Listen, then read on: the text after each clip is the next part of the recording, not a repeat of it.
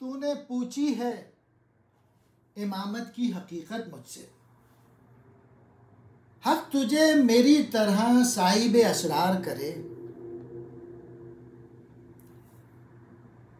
ہے وہی تیرے زمانے کا امام برحق، جو تجھے حاضر و موجود سے بیزار کرے۔ موت کے آئینے میں تجھ کو دکھا کر رخ دوست، زندگی تیرے لیے اور بھی دشوار کرے۔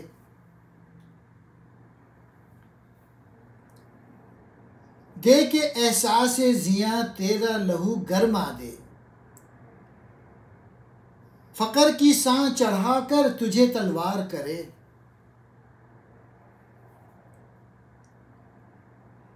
فتنہ ملت بیدا ہے امامت اس کی، جو مسلمان کو سلاطین کا پرستار کرے۔ اس دلکش نظم میں اقبال نے امامت کی حقیقت بیان کی ہے۔ کہتے ہیں تو مجھ سے دریافت کرتا ہے کہ امامت کی حقیقت کیا ہے، میں تیرے حق میں دعا کرتا ہوں کہ اللہ تجھے بھی میری طرح فہم اور حقائق سے بہرہ کر۔ سن، تیرا صحیح اور سچا امام، سچا لیڈر وہ ہے جس میں یہ صفات پائی جاتی ہیں۔ پھر دوسرے شعر میں کہتے ہیں وہ تجھے حاضر و موجود سے بیزار کر سکے، یعنی تجھے عصر حاضر اور اس کی خرابیوں سے متنفر کر سکے، اس کے علاوہ تجھ کو تیرے موجودہ غیر اسلامی زندگی سے بھی بیزار کر سکے۔ حاضر و موجود سے مراد موجودہ غیر اسلامی ماحول۔ پھر تیسرے شعر میں کہتے ہیں وہ تجھے یہ سمجھا سکے یا اس حقیقت کو بتا سکے، تیرے دل و دماغ میں یہ بات اتار سکے کہ محبوب حقیقی سے ملاقات کا آسان ترین طریقہ اللہ کی یاد ہے۔ پھر چوتھے شعر میں کہتے ہیں اور تجھے اس حقیقت سے آگاہ کر سکے کہ اس غلامی سے تیرا کس قدر نقصان ہو رہا ہے، یعنی تو سراسر گھاٹے میں ہے، کیونکہ غلامی میں تو اپنی خودی کی تربیت نہیں ہو سکتی۔ اپنے اندر ایسا جذبہ پیدا کر اور تیرے اندر شان فقر پیدا ہو سکے تاکہ تو تلوار کی طرح باطل کو کاٹ کر رکھ دے اور ہر فرعون کا مقابلہ ڈٹ کے کر سکے۔ یہ تو ہوئی حقیقی اور سچے امام کی صفات۔ پھر آخر میں کہتے ہیں جو شخص مسلمانوں کو اللہ اور اس کے رسول کے نافذ کردہ قانون کے بجائے اپنے قانون کی اطاعت پہ مجبور کرے وہ تمہارا دشمن ہے۔ یعنی وہ اگر یہ چاہے کہ تو میرا پرستار بنے، یعنی تو طاقتور لوگوں کے آگے جھکے، تو یہ جو ہے نا یہ فتنہ ہے۔ جو مسلمان ہے وہ سوائے اللہ کے کسی اور کا پرستار نہیں ہوتا۔ امامت کہتے ہیں پیشوا کو، رہبر کو، لیڈر کو، صاحب اسرار، چھپی حقیقتوں سے واقف، امام برحق، حقیقی رہنما، حاضر و موجود، مراد موجودہ زمانے کی برائیاں خرابیاں، بیزار نفرت کرنے والا، رخ دوست، دوست کا چہرہ، مراد اللہ کا دیدار۔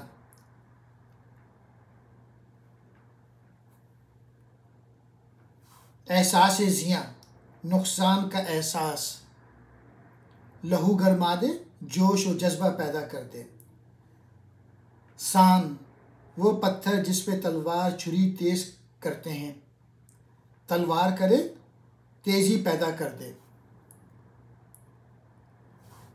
فتنہ ملت بیدا، روشن ملت یعنی ملت اسلامیہ کے لیے خرابی کا باعث، پرستار پرستش کرنے والا، مراد حاکموں کی چاپلوسی کرنے والا۔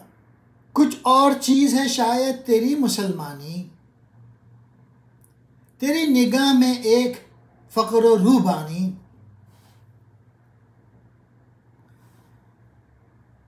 سکون پرستی راہب سے فقر ہے بیزار،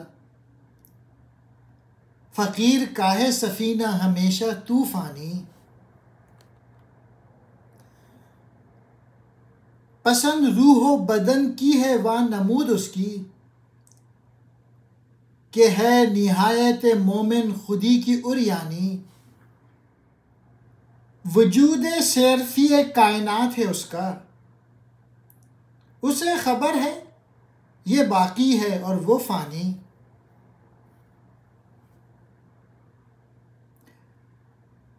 اسی سے پوچھ کے پیش نگاہ ہے جو کچھ جہاں ہے، یا کہ فقط رنگ و بو کی طغیانی، یہ فقر مرد مسلمان نے کھو دیا جب سے، رہی نہ دولت سلمانی و سلیمانی۔ اس نظم میں اقبال نے فقر اور رہبانیت کا فرق واضح کیا ہے، جس کا خلاصہ یہ ہے کہ فقر ایک اسلامی اصول ہے اور رہبانیت ایک غیر اسلامی اصول ہے۔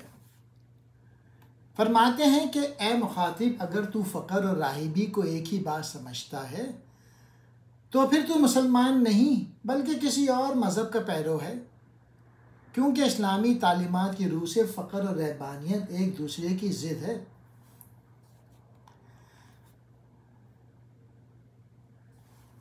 دوسرے شعر میں کہتے ہیں، فقیر وہ ہے جو کہ گوشہ نشینی سے سخت بیزار ہو، فقیر کی زندگی تو سراپر ہنگامہ اور سراسر انقلاب ہوتی ہے، اس کی کشتی ہمیشہ طوفان کا مقابلہ کرتی ہے، وہ تو ہمیشہ ایکشن میں رہتا ہے، ایگزیکیوشن میں رہتا ہے، عمل میں رہتا ہے۔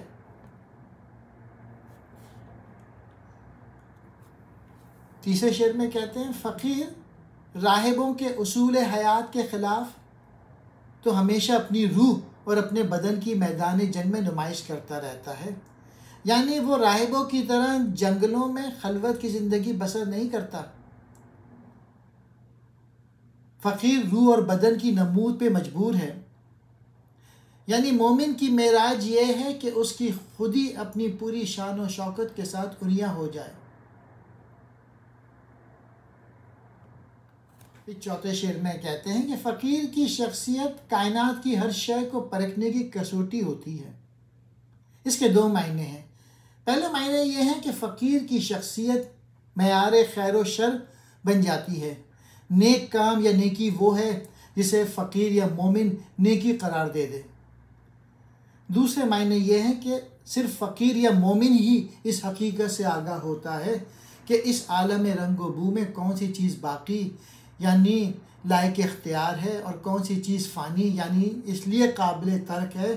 دنیا میں لوگ جس غلطی میں مبتلا ہیں وہ یہ ہے کہ باقی اور فانی میں امتیاز نہیں کر سکے، اس لیے اکثر مسلمان اپنی جہالت کی بنیاد میں باقی کو چھوڑ کے فانی اشیاء کے حصول میں اپنی زندگیاں برباد کر دیتے ہیں۔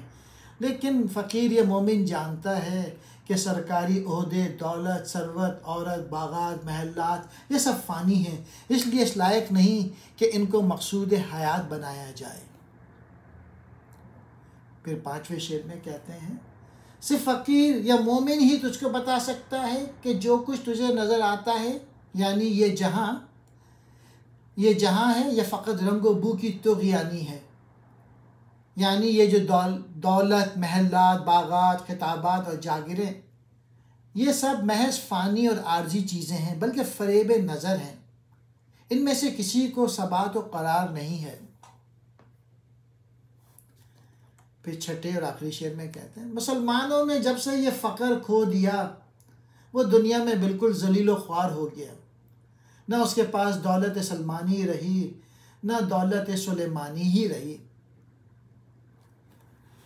دولت سلمانی سے مراد حضرت سلمان فارسی رضی اللہ تعالیٰ عنہ کی سی پاکیزہ اسلامی سیرت یعنی تقوی، اور دولت سلیمانی سے مراد حضرت سلیمان علیہ السلام کی سی سلطنت اور حکومت۔ روحانی ترک دنیا کی کیفیت، سکون پرستی، سکون سے محبت یعنی جد و جہد نہ کرنا، عمل نہ کرنا، فقر، خدا اور رسول خدا سے محبت کی بنا پر غیر شرعی اور نفسانی اور دولت دنیاوی خواہشات سے بچنے کی کیفیت، فقیر، درویش، مومن، خدا مست، عشق حقیقی میں ڈوبا ہوا۔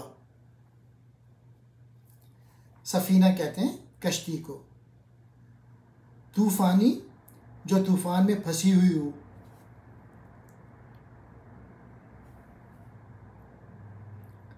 وانمود دکھانے یا ظاہر کرنے کی کیفیت، مراد نمائش، نہایت مومن، مومن کی انتہا، خودی کی عریانی، مراد خودی کو عملی طور پہ سامنے لانے والا،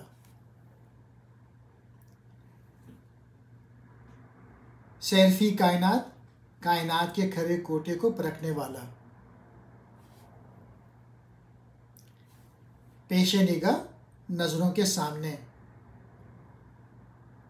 رنگ و بو کی طغیانی، رنگ اور خوشبو کا طوفان، مراد اس دنیا کو فانی اور عارضی خوبصورتی وغیرہ کی کثرت، دولت سلمانی، حضرت سلمان فارسی کی دولت یعنی بہت زہد اور تقوی اور باطنی پاکیزگی، حضرت سلیمان، مراد حکمرانی، اشارہ ہے اس دور کی طرف جب آغاز اسلام میں مسلمان دنیا پہ چھا گئے تھے۔ تیری متاع حیات، علم و ہنر کا سرور، میری متاع حیات ایک دل ناصبور،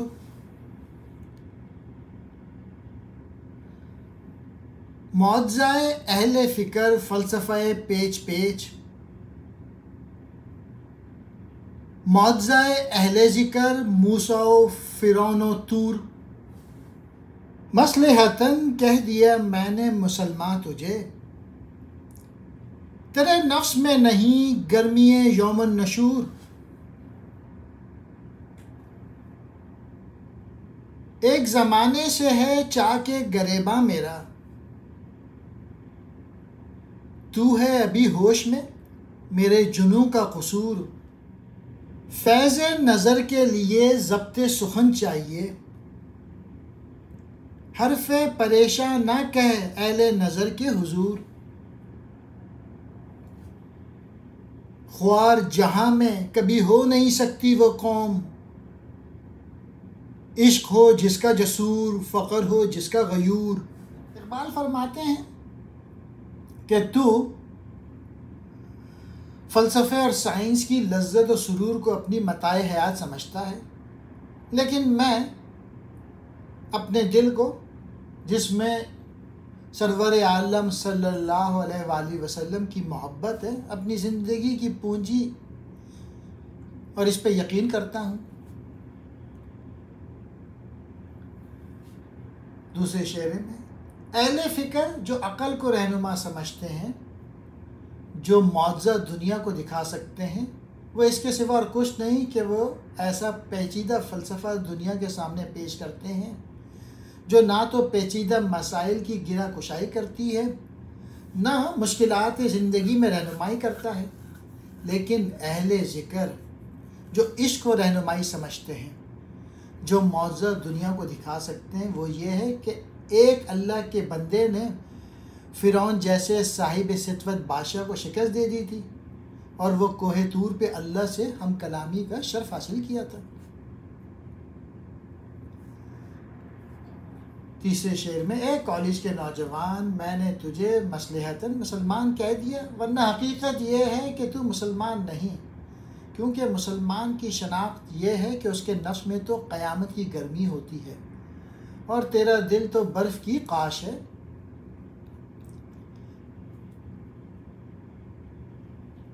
اے مسلمان، اگر تو بزرگوں سے کچھ فیض حاصل کرنا چاہتا ہے تو ان کی خدمت میں ادب کے ساتھ حاضر ہو اور بہت ہی ادب کے ساتھ گفتگو کر۔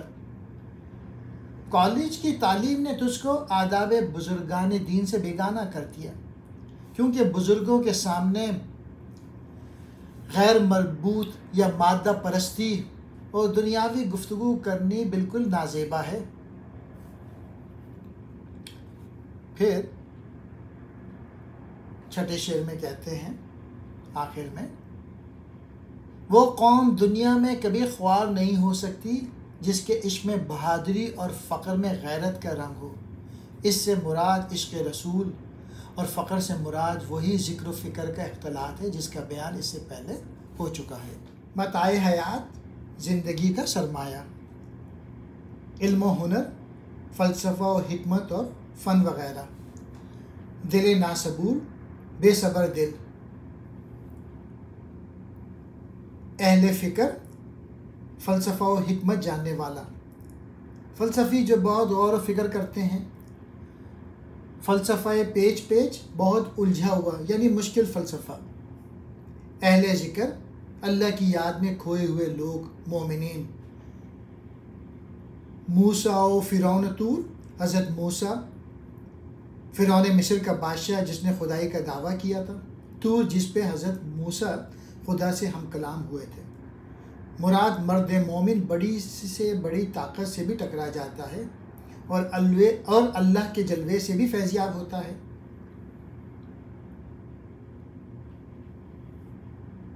گرمی یوم النشور، اٹھنے کے دن یعنی روز قیامت کی گرمی۔ فیض نظر، کسی اللہ والے کی نگاہ یعنی اس کی صحبت سے پہنچنے والا فائدہ۔ ضبط سخن، بات قابو میں رکھنا۔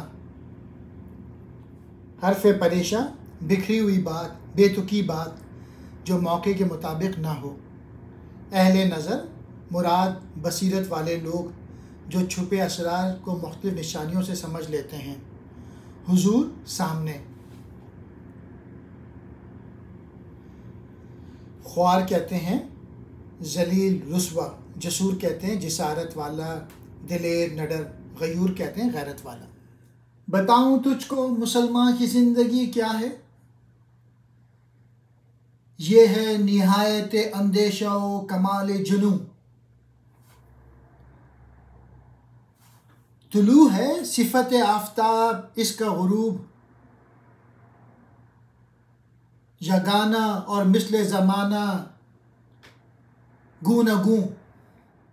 نہ اس میں عصر رواں کی حیا سے بیزاری، نہ اس میں عہد کہن کے فسانہ و افسوں۔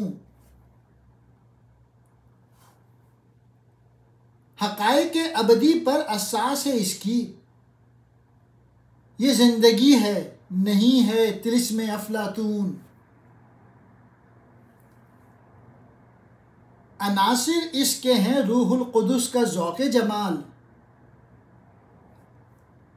عجم کا حسن طبیعت، عرب کا سوز دروں۔ اقبال نے اس فلسفیانہ نظم میں ملت کے لوگوں یعنی مسلمانوں کی آئیڈیل مثالی زندگی کا نقشہ کھینچا ہے۔ کہتے ہیں، اے مخاطب، کیا میں تجھے یہ بتاؤں کہ ایک سچے مسلمان کی زندگی کیا ہوتی ہے؟ سن، اس کی چند اہم خصوصیات یہ ہیں۔ مسلمان کی زندگی نہایت اندیشہ اور کمال جنوں کا امتزاج ہوتی ہے، یعنی اس کی زندگی میں علم اور عشق دونوں نظر آتے ہیں۔ وہ اپنی عقل کی تربیت بھی کرتا ہے اور اپنے قلب کی چھپی ہوئی قوتوں کو بھی ابھارتا ہے، یعنی وہ فکر اور ذکر دونوں کا جامع ہوتا ہے۔ پھر دوسرے شعر میں کہتے ہیں، وہ آفتاب کی طرح اگر ادھر غروب ہوتا ہے تو ادھر طلوع ہو جاتا ہے۔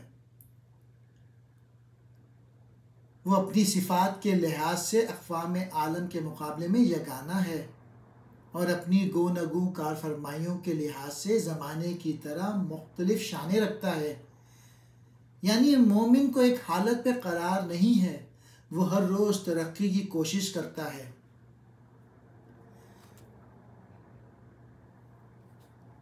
مومن کی زندگی میں نہ تو عصر حاضر کی سی عریانی، فحاشی اور بے حیائی پائی جاتی ہے، اور نہ عہد کہن کی سی روایت پرستی اور ضعیف الاعتقادی نظر آتی ہے۔ مسلمان کی زندگی کی بنیاد ابدی حقائق پہ ہوتی ہے، اور وہ زندگی کو حقیقی سمجھتا ہے، یعنی وہ افلاطون کی طرح زندگی اور کائنات کو غیر حقیقی یا ان ریئل نہیں سمجھتا۔ اقبال نے اس شعر میں دنیائے فلسفے کے سب سے بڑے مسئلے کی طرف اشارہ کیا ہے، وہ یہ ہے کہ کائنات حقیقی ہے یا غیر حقیقی۔ 2000 سال سے اس مسئلے پر طب آزمائیاں ہو رہی ہیں، لیکن ابھی تک فیصلہ نہیں ہو سکا ہے۔ مسلمان کی زندگی میں 3 چیزیں پائی جاتی ہیں: روح القدس کا ذوق جمال، عجم کا حسن طبیعت اور عرب کا سوز دروں۔ اس کی تشریح یہ ہے کہ جس طرح روح القدس جمال یعنی نیکی، پاکیزگی اور خیر و برکت کا ذوق رکھتا ہے، اسی طرح مسلمان بھی نیکی، پاکیزگی اور اچھی بات کی طرف راغب ہوتا ہے۔ ایران کے لوگ جس طرح ذہنی اعتبار سے ذہین ہوتے ہیں، اسی طرح مسلمان بھی علم و فن کا دلدادہ ہوتا ہے، اور عربوں نے جس طرح سرور عالم صلی اللہ علیہ وآلہ وسلم سے عشق کا نمونہ دنیا میں پیش کیا تھا، یا جس طرح عربوں میں محبت اور ایثار کا مادہ ہے، اسی طرح مسلمان کا دل بھی جذبہ عشق رسول سے سرشار ہوتا ہے۔ مدنیت کہتے ہیں تہذیب کو، تمدن کو، نہایت اندیشہ، غور و فکر کی انتہا، کمال جنو عشق کا کامل ہونا، صفت آفتاب سورج کی طرح، یگانہ مراد جس کی مثال نہ ہو، مثل زمانہ زمانے کی طرح، گوناگوں رنگ رنگ یا قسم قسم کا، عصر رواں چلتا ہوا زمانہ مراد موجودہ یا جدید دور، فسانہ و افسانہ اور جادو مراد ایسی باتیں یا کہانیاں جن میں کوئی حقیقت نہ ہو، حقائق ابدی ایسی حقیقتیں جو ہمیشہ برقرار رہیں۔ اساس کہتے ہیں بنیاد کو۔ طلسم افلاطون، افلاطون کا جادو۔ مشہور یونانی فلسفی افلاطون کے فلسفے کے مطابق یہ کائنات اور زندگی سب محض ایک جادو ہے، یعنی ان کی اپنی کوئی حقیقت یا وجود نہیں ہے۔ عناصر یعنی مادے کی جمع، مادہ یعنی آگ، پانی، مٹی اور ہوا جس سے مادی جسم ترکیب پاتا ہے۔ روح القدس، مقدس روح مراد حضرت جبرائیل، ذوق جمال حسن و خوبی کا جذبہ، شوق عجم غیر عرب ملک یہاں مراد ایران وغیرہ، حسن طبیعت ذہن کا فطری حسن کا پسند کرنے کا ذوق، عرب کا سوز دروں یعنی عربوں کا سا سوز و گداز۔ شیرازہ ہوا ملت مرحوم کا ابتر، اب تو ہی بتا تیرا مسلمان کدھر جائے، وہ لذت آشوب نہیں بحر عرب میں، پوشیدہ جو ہے مجھ میں وہ طوفان کدھر جائے، ہر چن ہے بے قافلہ و رحلہ و ذات، اس کو ہو بیاباں سے خودی خواہ کدھر جائے۔ اس راز کو فاش کر اے روح محمد، آیات الہی کا نگہباں کدھر جائے۔ اے تاجدار مدینہ صلی اللہ علیہ وآلہ وسلم، آپ کی قوم کا شیرازہ بالکل بکھر چکا ہے، اس لیے دنیا میں کوئی قوم اس کی عزت نہیں کرتی۔ اب آپ ہی فرمائیں کہ آپ کے یہ نالائق غلام کہاں چلے جائیں۔ مسلمانوں میں سرفروشی کا مادہ بالکل باقی نہیں رہا، نہ وہ عمل کر رہے ہیں نہ وہ ایگزیکیوٹ کر رہے ہیں۔ مسلمان تو نہ میری تعلیم کو سنتے ہیں نہ سمجھتے ہیں۔ یہ سچ ہے کہ اس وقت ملت کے نوجوان بالکل بے سر و سامانی کی حالت میں ہیں، نہ ان کے پاس دولت ہے، نہ تجارت ہے، نہ علم ہے، اور نہ ان کے پاس کسی قسم کی مادی طاقت ہے، نہ روحانی طاقت ہے۔ یہ بالکل صحیح ہے، لیکن بہرحال وہ آپ صلی اللہ علیہ وآلہ وسلم کا کلمہ پڑھتے ہیں۔ آخر وہ کس ملک چلے جائیں؟ پھر آخری شعر میں اب وقت آ گیا ہے کہ آپ صلی اللہ علیہ وآلہ وسلم اس نافرمان اور نالائق قوم پر نگاہ کرم فرمائیں اور اس کی مدد فرمائیں۔ یہ قوم لاکھ بری سہی لیکن آپ کی نام لیوا ہے، اور اللہ کے کلام پہ عامل نہ سہی، اس کے نگہباں تو ہے۔ آخر یہ دنیا سے نیست و نابود تو ہو نہیں سکتی، کیونکہ آپ کا پیغام ابدی ہے۔ بس اللہ ان پر نگاہ کرم فرمائے اور دنیا میں ان کی باعزت زندگی گزارنے کا کوئی انتظام فرمائیے۔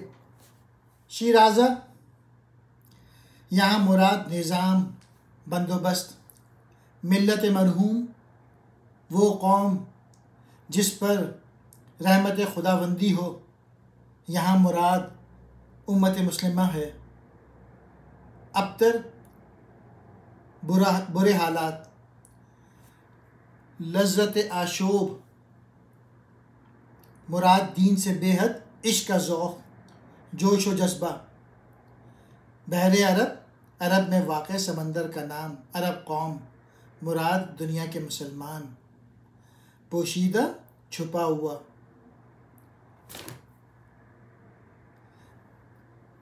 بے قافلہ و رحلہ اور زاد، قافلے، سواری اور سامان سفر کے بغیر۔